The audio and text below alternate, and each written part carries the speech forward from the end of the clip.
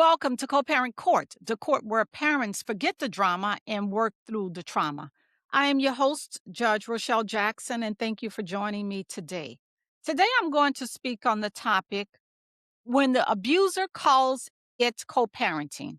And in particular, we're going to look at grief, power, and the child in the middle. So let's begin when the relationship has now ended, that intimate relationship. So, or you can think of it as something has died, because we're going to talk about grief and the stages of grief and how domestic violence intertwines with those stages. So, what has died? The future you imagined, the family structure you thought would hold, or you can look at it as a version of yourself when you were in love. All of that has died, and now grief is upon you. And grief has stages.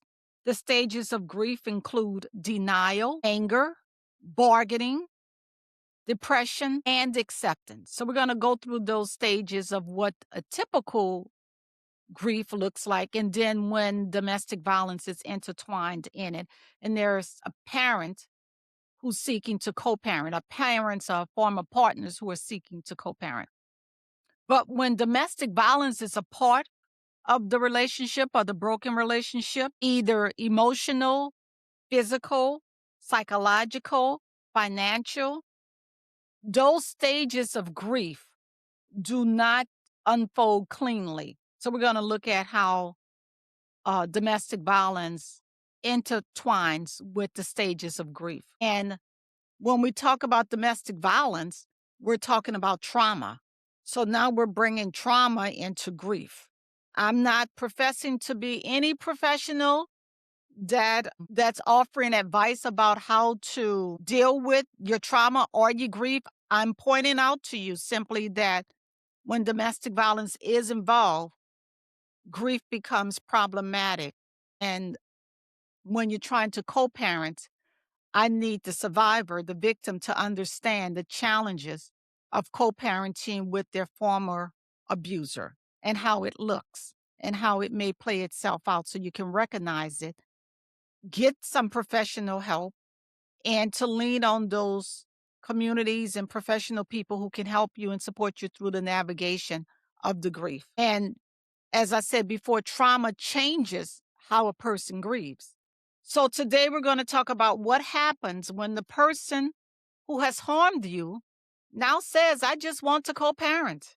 And we're going to examine that effort of co-parenting, of domestic violence or through domestic violence through the lens of grief. So stage one, earlier I said stage one was denial.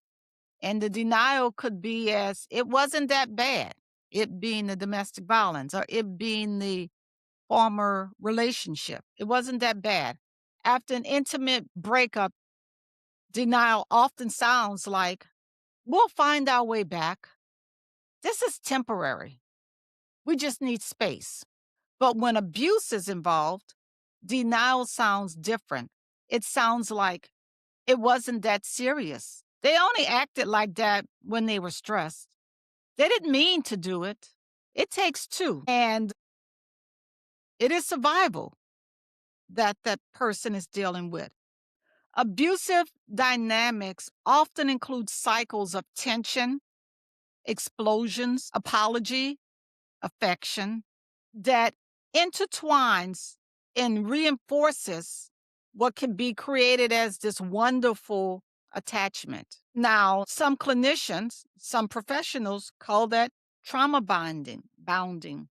Again, I'm not that professional. I just did some research and that's what they labeled it as because everything has labels. So the separation happens and the denial isn't just about the relationship ending.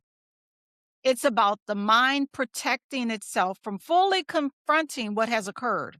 So now it's moving fast. The same person who once controlled, intimidated, and harmed you now says, I just want to co-parent peacefully. And part of you want to believe it. You do. Sometimes some of you believe it and you go back into the cycle because believing means maybe it wasn't abuse. Maybe it's safe now. Maybe this time it can be normal. But here's the teaching moment. Peace that requires you to minimize what happened is not peace, it is erasure. Denial in this context can lead survivors to over-engage, to over-trust, to re-expose themselves emotionally in the name of doing this for my child. But clarity protects the child more than the illusion does. And that's what denial, the phase of denial, looks like when domestic violence intertwines with the grieving process and trauma. So let's look at stage 2. Stage 2 is the anger stage.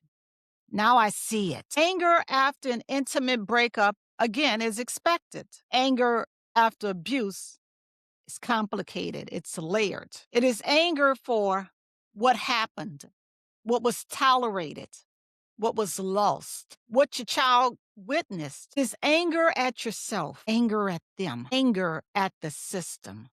And when the former partner suddenly adopts the language of cooperation, why we can't just be adults about it? Stop being bitter. You're a bitter mother. You're the one causing the conflict. That's the language that anger can initiate. Now, here is the nuance about the anger stage. Anger is protective energy. But if anger runs every exchange, every email, every interaction in front of the child absorbs the tension without context. The goal is not to suppress anger, it is to contain it. Because an abuser rebranding themselves as reasonable while you appear reactive can distort perception. The most powerful response is regulated clarity, not silence, not exposure, clarity. So now you've gone through denial, you push forth through anger, and now you're at stage 3 of the grieving process, which is labeled bargaining. If I just keep it calm. So let's see how bargaining sounds. In ordinary breakups, bargaining tries to restore love. In abusive breakups, bargaining often tries to restore safety. If I agree, maybe they won't escalate. If I respond quickly, maybe they won't accuse. If I don't challenge them, maybe this stays peaceful. This is where co-parenting can quietly become pressure. Excessive text framed as involvement. Demands for immediate updates framed as rights. Requests for in-person meetings framed as collaboration. And when a survivor says prefer written communication, they're called difficult. Let's be clear, boundaries are not hostility. If cooperation requires you to abandon your boundaries, this is not co-parenting. This is access disguised as involvement. And children benefit more from structured boundaries than from forced friendliness. Dedicated domestic violence, again, is not only physical harm, it could be emotional, financial, isolation, gaslighting, threats, and intimidation. When someone has lived in that environment, their nervous system adapts. They become hypervigilant, and that becomes their norm. The tone shifts, warning signals, silence becomes suspicious. So when the former partner says, I just want to co-parent, the body may still respond with tension. That does not automatically mean that survivors are unreasonable. It may mean that the nervous system remembers. But here's the balance we must hold to co-parent in co-parent court. Trauma explains behavior. It does not excuse harmful behaviors toward the child. Survivors deserve support. Children deserve emotional stability. The work becomes, how do I honor my trauma without making my child responsible for it? Sometimes the answer is not traditional co parenting, it may be parallel parenting. Minimize direct contact, written communication only, text, email, snail mail, some type of app. Have clear schedules, public exchanges, or you pick up from school, he drops off at school. No intertwining. Independent households. This is not punishment. This is containment. Containment means it reduces emotional violence and it reduces volatility and it protects children. So now let's look at stage 4. Stages of grief, depression. I'm just exhausted.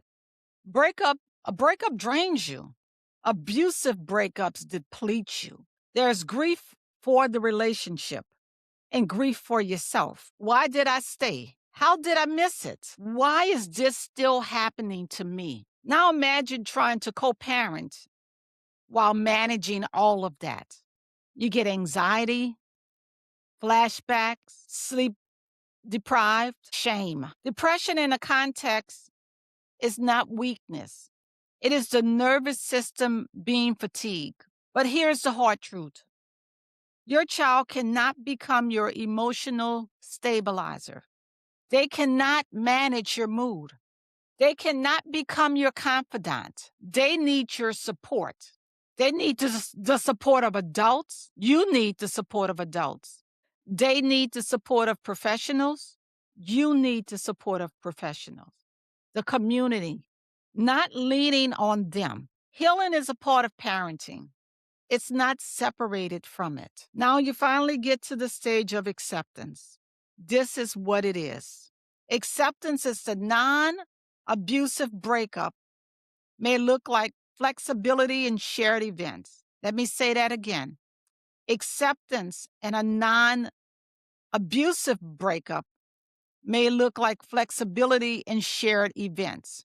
Acceptance after abuse may look different. It may look like no unnecessary conversations, no emotional engagement, clear boundaries, strict adherence to the schedule, no personal disclosure. Acceptance means I do not need to prove what happened to everyone. I need to create stability. It means recognizing that someone can call something co-parenting while still accepting and maintaining influence. Language does not equal transformation. Behavior over time does. If the former partner respects the boundaries, communicates calmly, follows agreements, prioritizes the child consistently, then cooperation may be safe. If they push boundaries, frame limits as hostility, uses the child for information, escalates and not accommodate, then structure is safer than softness. So in closing, I leave you with this. When an abuser calls it co-parenting, ask this: is this about shared responsibility or restored control? Is this child-centered or access-centered? Grief after an intimate breakup is real. Grief after abuse is layered and trauma. But whether there is harm or simply heartbreak, your child deserves regulated adults, not erased truth, not explosive retaliation, not emotional bargaining. Regulation, boundaries, clarity. On co-parent court, we do not inflame conflict. We illuminate it. We call things what they are. Protect your healing. Protect your child. And remember, co-parenting requires respect. Control requires compliance. Know the difference and choose stability every time. And until next time, we hope you forget the drama and work through the trauma. Thank you for taking some time to stop by Co-Parent Court. Enjoy your day.